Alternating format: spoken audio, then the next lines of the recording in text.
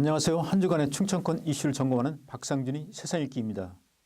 이번 주 이슈는 고강도 대책에도 백년하청인 공무원 비리입니다. 잊을만 하면 신문 사회면을 장식하는 게 공무원 비리입니다. 이 때문에 충북도와 청주시는 공직비리 근절을 위해서 고강도 대책을 쏟아내고 있지만 별다른 효과를 거두지 못하고 있습니다. 이는 지역 주민들을 위해 보여주게 한 행정에 치우치고 있기 때문입니다. 최근에도 공직기관 해이 사태가 잇따랐습니다. 경찰은 지난주 청주시 산하기관이 시설 공사를 진행하는 과정에서 모 공무원이 실제 공사비보다 부풀린 금액을 지급한 것이 금품을 잡은 정황을 찾고 내사를 벌이고 있다고 밝혔습니다.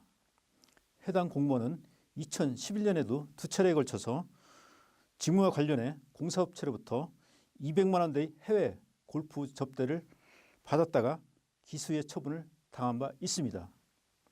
그는 지난달 청주시 징계위원회 회부돼 정직 처분과 함께 접대받은 금액의 2배를 추징당했지만 공직신분은 유지됐습니다.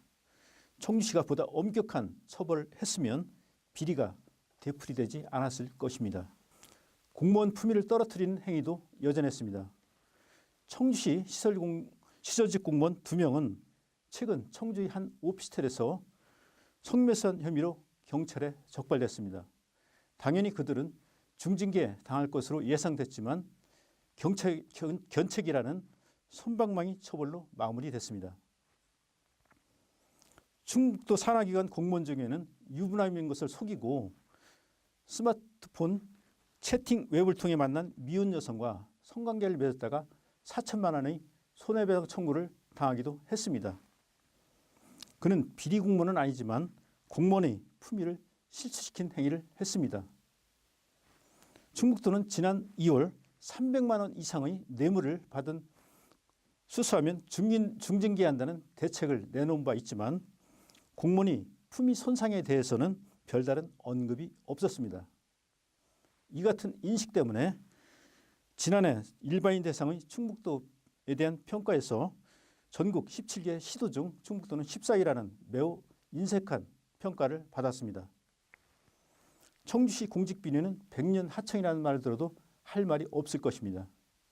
민선 5기에 공무원 뇌물수사건과 성추행 의혹 등으로 사회적 물의를 일으킨 것이 수차례였지만 아직도 변화의 조짐은 보이지 않고 있습니다.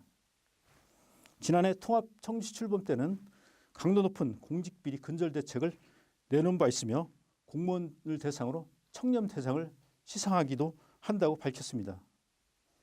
또 얼마 전에는 금품 향응수수, 공금 횡령 유용은 물론 무사 안일하거나 근무 태도가 불량한 6급 팀장급에 대해서 보직 해임과 함께 무부직 전환하는 6급 팀장 보직 해임제를 발표하기도 했습니다.